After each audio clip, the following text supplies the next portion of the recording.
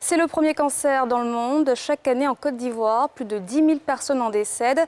Et pourtant, le cancer du sein peut être vaincu si et seulement un dépistage précoce est effectué pour sensibiliser cette année encore les populations à cette maladie silencieuse qui touche aussi les hommes.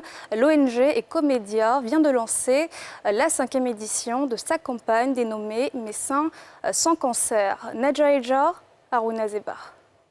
Apparition de nodules, coloration du sein, disparition progressive du mamelon, apparition de plaies sont des signes d'une présence potentielle du cancer du sein. En Côte d'Ivoire, il vient en premier parmi les pathologies cancéreuses chez la femme, avec un taux de mortalité de 9,1 pour 100 000 femmes en 2018, selon les statistiques Globocam.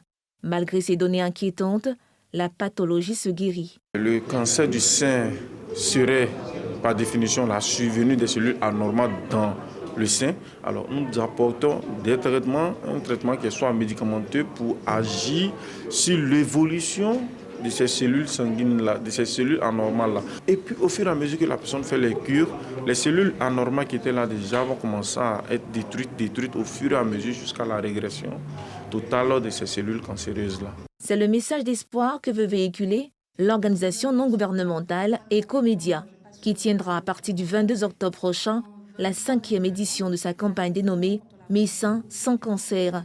Autour du thème « Le cancer se guérit ».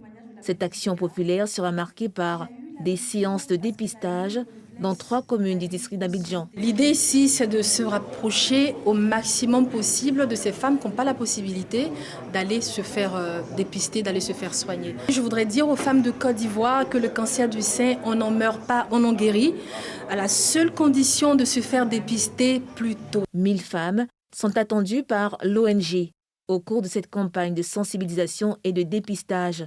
Au nombre des facteurs de risque favorisant l'apparition de cette maladie, on compte l'alcool, l'obésité, l'arrêt précoce de l'allaitement.